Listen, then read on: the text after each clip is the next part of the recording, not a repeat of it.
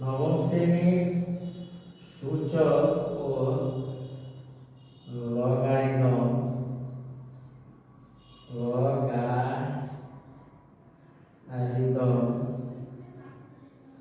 এর অনুশীলনী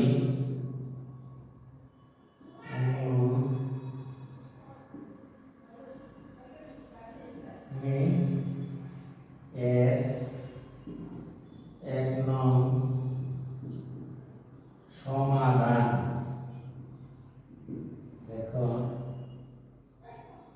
2√3 343 যোগ 2 ইন্টু √243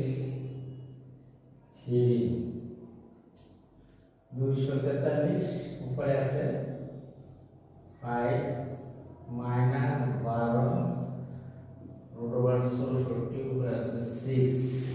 তাহলে এর সমাধান দেখো √7 এর উপরে 3 দিলে 243 2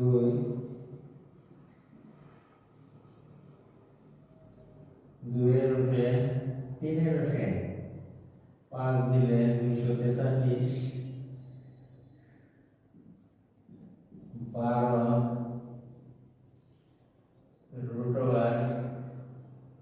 2 এর উপরে 6 দিলে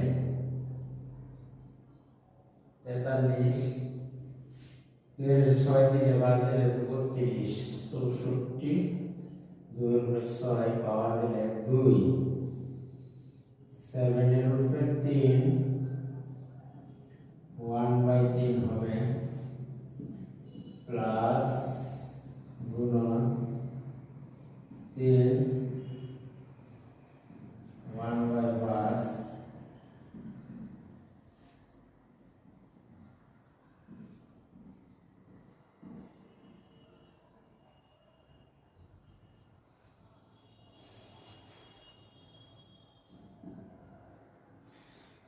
2 into 7 এর উপর পাওয়ার 3 গুণন 3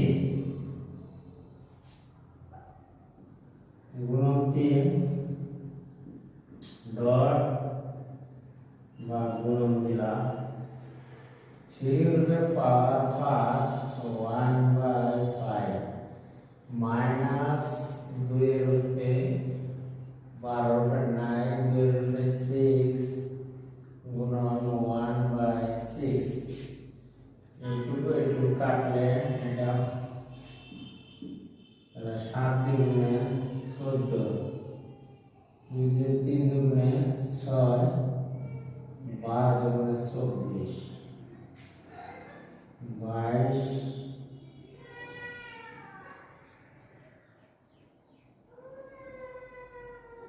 20